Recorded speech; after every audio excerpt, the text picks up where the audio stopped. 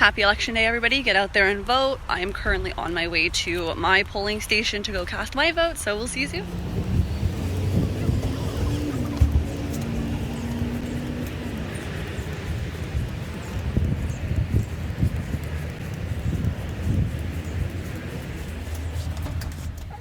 Pretty cool filter. I just voted. The entire process from leaving my house, going to the polls, and coming back home took exactly 19 minutes.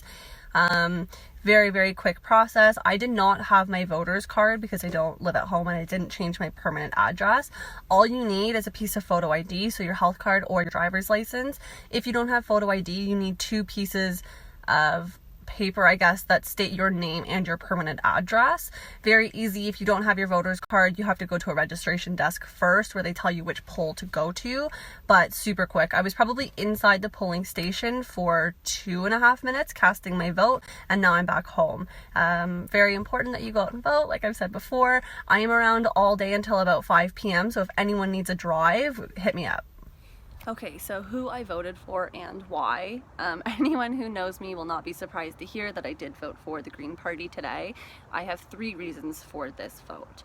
1, I think that Elizabeth May is the strongest and most honest leader. She is leading the party that is the only party to be standing behind the scientific evidence for climate change, something that we should all be concerned with because it truly does affect us all. Before any of the issues of the housing market and our taxes and our education systems and healthcare systems, if we don't have a viable planet to live on, nothing else really matters.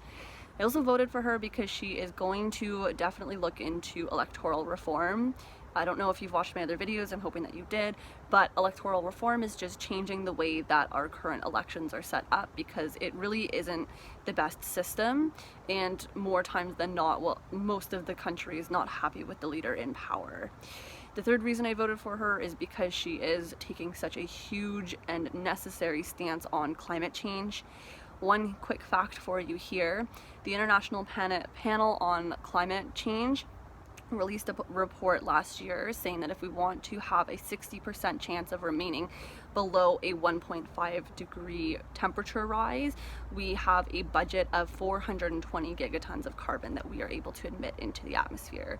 So basically that means that once we, the human race, emit 420 gigatons of carbon, the snowball effect of global warming and the planet's temperature rising, it'll basically be unstoppable.